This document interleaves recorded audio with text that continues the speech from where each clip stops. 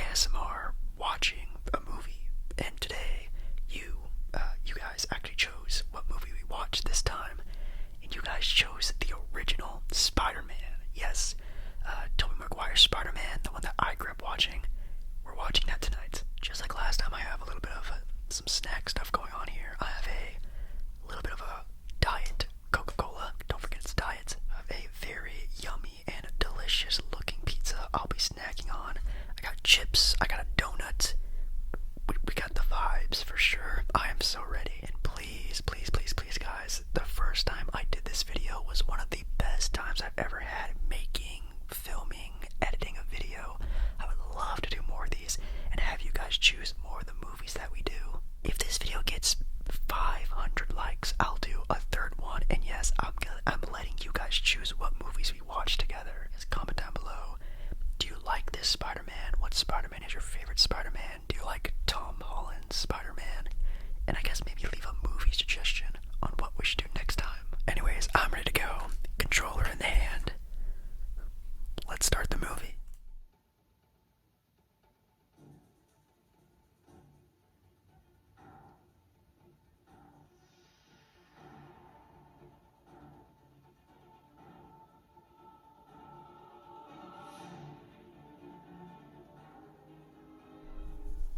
Man, that opening is pretty iconic. I mean, they're pretty iconic now, like the Marvel movie sort of stuff. It's pretty iconic. Now, I guess I should get some backstory on this movie. Again, I grew up watching this Spider-Man, and Spider-Man was never like my favorite superhero growing up. Oh, there's William Dafoe. Man, William Dafoe does a great job in this movie. But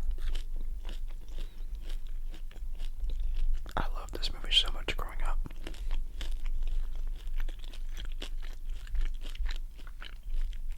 And I always thought they did a really good job. Sort of like telling the story about Peter Parker in these movies.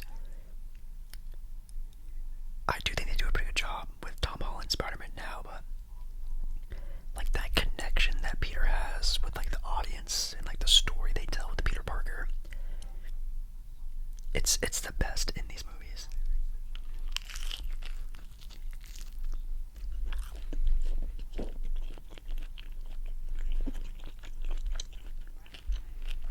The beat is really good too. They're just about to go inside the like, I guess it's like a field trip maybe. And well, I won't spoil it, but something really important happens in this part.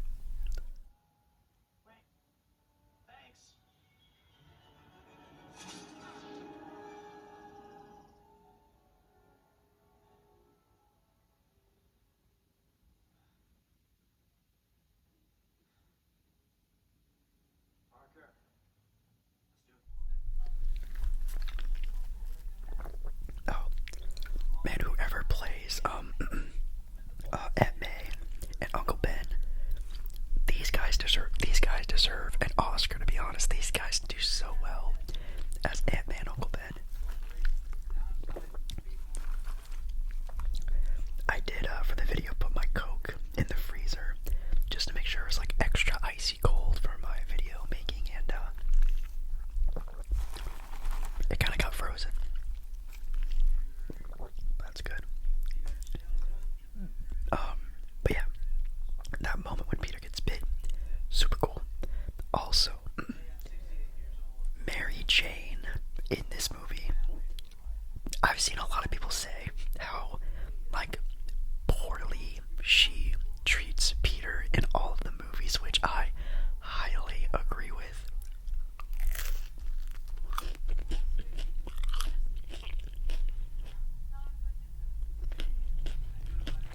Cool.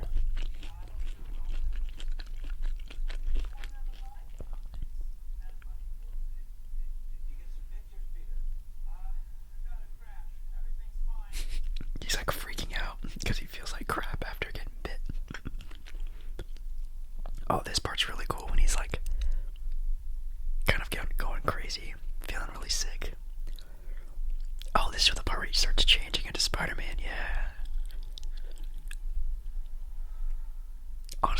wish I got Spider-Man's powers. Not because I want superhuman strength or anything. I want like free LASIK. I want 20/20 vision. I want free perfect vision.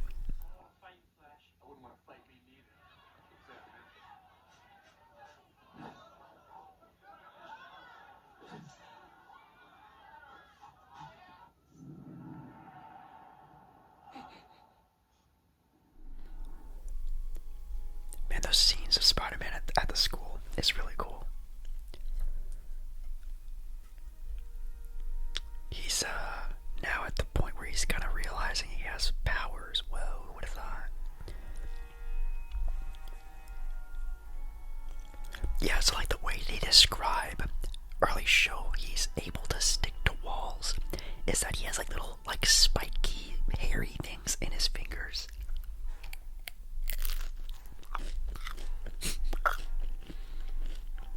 And that's just how he climbs, I guess. I don't know.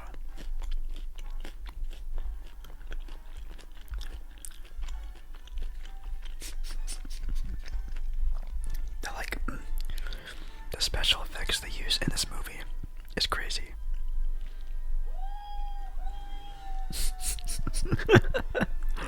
And he's just jumping building from building. Dude, this movie is so iconic, bro. The crappy CGI, oh, I love it. So cool. Oh, this is the best part. Wait, I think you guys might be able to hear it.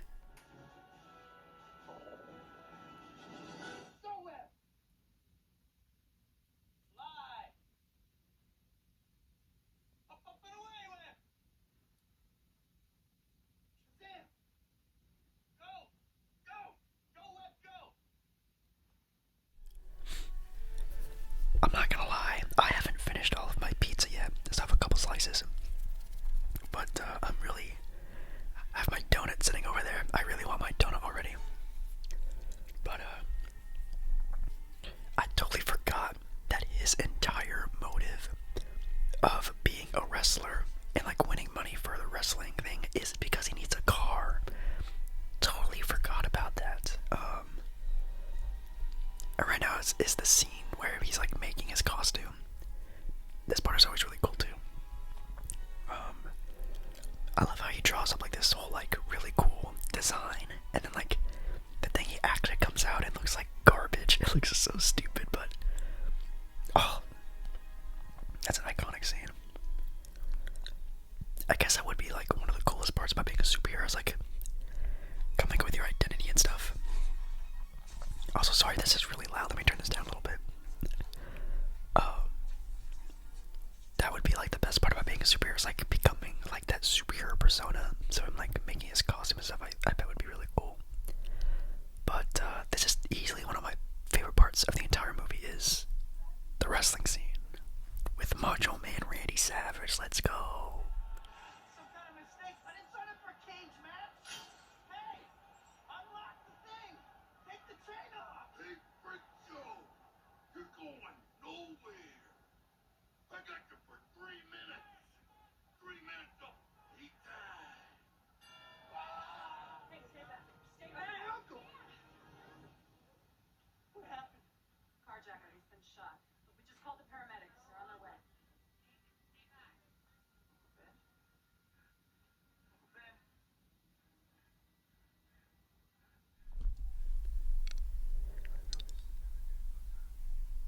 Man, dude, even like the like interactions between William Dafoe and Tobey Maguire in this movie are so good. Like the acting between the two, like the connection that you can kind of feel even before they're like sort of rivals. It's like you can tell there's like something there. And sorry, I kind of skipped over the whole like him becoming like, you know, his first night as Spider-Man is pretty cool. I actually also just realized I forgot like 90% of this movie.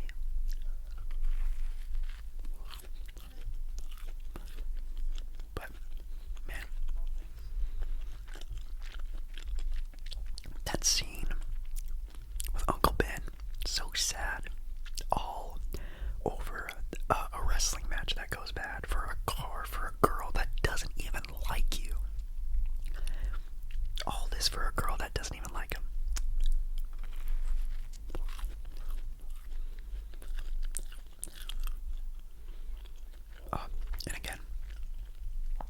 I'm so sorry that I don't know the actress's name, but Aunt May, the actress, just amazing, so good.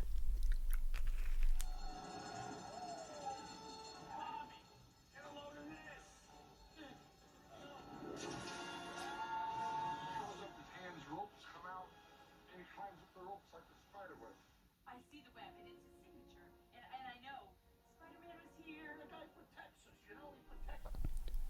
Oh yeah, you can see the Green Goblin. Oh my god. Absolute cinema right here. First time I go, man, Green Goblin looks so cool. Like his suit is so simple and clean. It looks amazing. Now I'm not gonna lie. This movie for this part specifically used to scare me so much because there's a scene where he like throws a bomb and everybody turns into a skeleton, and that part used to scare me so bad. And also just like the way William Dafoe would talk, the way he would talk. Oh, it's really loud. I'm sorry. The way William Dafoe used to talk as Green Goblin used to scare me so much as a kid. I used to struggle watching this movie. But this is so dope. Oh, there was Stan Lee.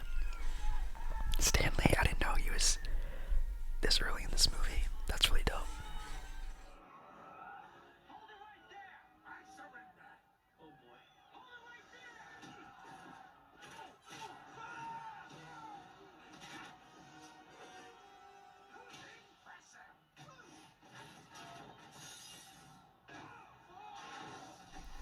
There's like there's only a handful of minutes left in the movie, and I finished my food. My drink is almost all gone. I scarfed that donut down. I'm full. See, this part used to scare me as a kid, as I mentioned earlier.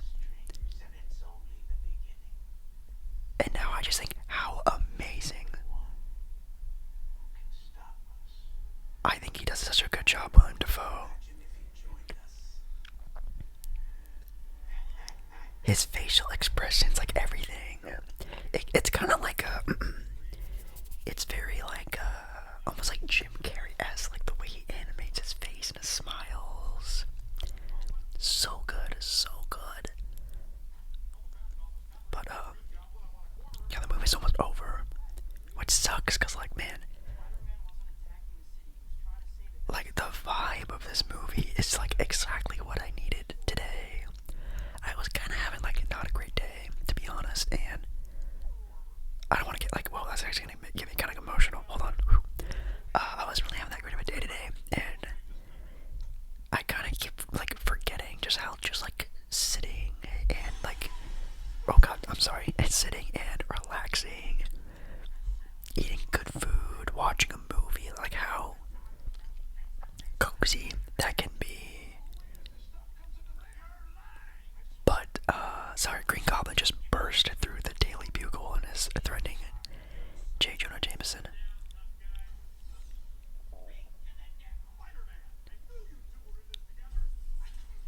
What an idiot. See, I think even like Peter, Tobey Maguire does a really good job at kind of having that like kind of cartoonish kind of talk when he's fighting, which I feel like they kind of miss at some points in time, especially like the second and third movie. I think in this first movie, they make Peter a little more jolly, a little more jokey, which if you know from the comics, Peter Parker's always cracking stupid jokes when he's fighting and stuff. I think they do kind of a good job at doing it in this movie, showing that. But now they're having that really intense talk, which is also one of the best scenes, maybe in all of superhero movies. This scene where he's like, you know, despite of everything you've done for them, eventually they'll hate you. Like, oh, what a quote. But the one thing they love more than a hero is to see a hero fail, fall, die trying. In spite of everything you've done for them, eventually they will hate you. Why bother? Because it's right. Here's the real truth. There are 8 million people in this city. I'm not gonna lie, like, when I was growing up as a kid, and I mean, I even kind of, right before I went to New York City for the first time, which was a couple years ago, like 2 years ago, like, they make New York City seem like such, like, a thuggish, like, area, and I'm always saying that because this is the scene where, like, Mary Jane is, like, in the rain, with all, like, the thugs, and all trying to go after her, but they make it seem like New York is just full of like robbers and ooh, don't go out, don't go down the alley, blah blah blah. Which I mean, definitely don't be stupid, obviously, when you're in New York City or any big city. But they make it seem like super like, oh, this happens everywhere all the time. Especially in this movie. Especially as a kid growing up, I was like, I never want to go there. It looks scary. See, she only thinks he's amazing is because you're Spider-Man, Peter. She doesn't like you, Peter. She only likes Spider-Man. I don't like this Mary Jane. Come on. Honestly, I think Gwen Stacy in The Amazing Spider-Man with Andrew Garfield, way better of a love interest in my opinion. Oh, here comes the kiss scene. Okay. So corny.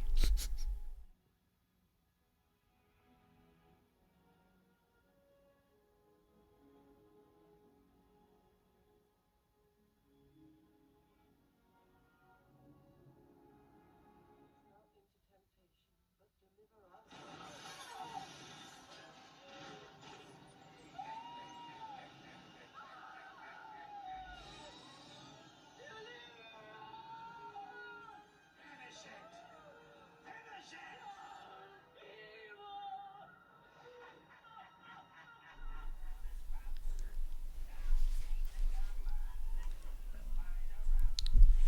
Like, that is so clever. Oh my god. Sorry, this is probably getting kind of loud. Anyways, the scene I was talking about in the previous clip was when the Green Goblin, like, shows up to Aunt May's house and, like, blows up through the window. That scene is so cool.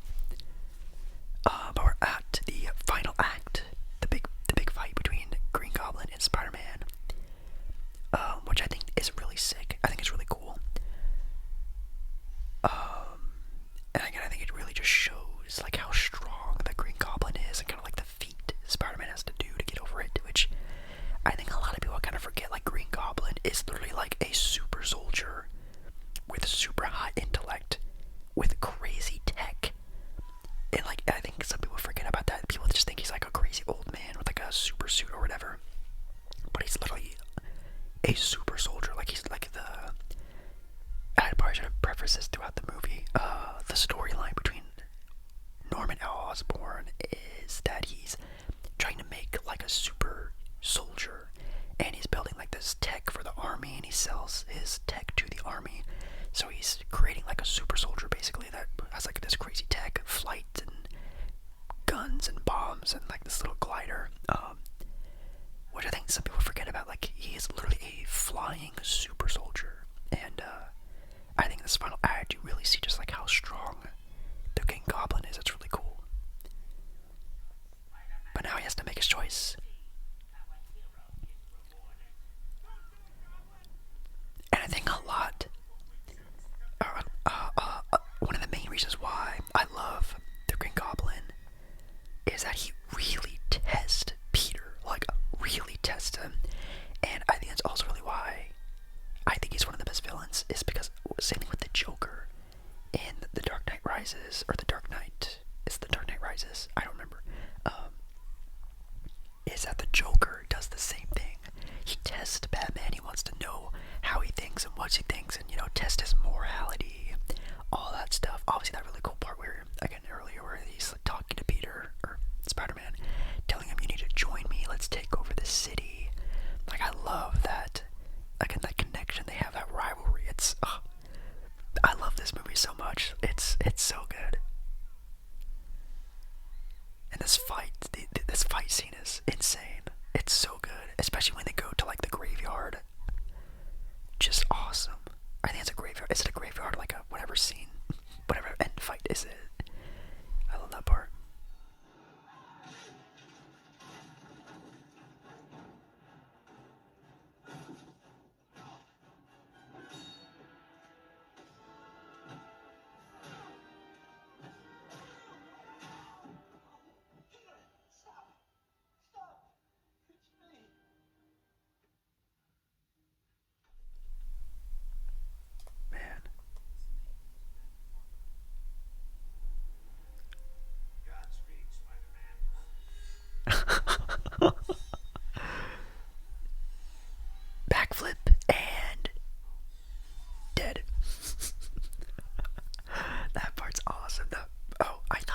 the S word. I'm not gonna say it on here. But I swore growing up he says O. Like O, S word. I thought he says that, but I thought he does. And yeah, the don't tell Harry as he's dying. That's so sad. But man, yo, round of applause for this end fight. Like, it's so dope. And again, you really get to see how strong the Goblin is, but now he's laying his body down. And this is where James Franco, this is where Harry finds him, laying there, blames Spider-Man for his father's death. Oh man. Starts the rivalry between the two. Yeah, that sucks. But yeah, that's kind of the end of the movie. We're at the part where they're doing the, what's it called? The funeral. And that's kind of it. So, yeah, I had a great time watching this movie. I'm not even really in the shot right now. I'm just kind of relaxing. I'm like really awkwardly posed right here, but man, God, what a movie! So good.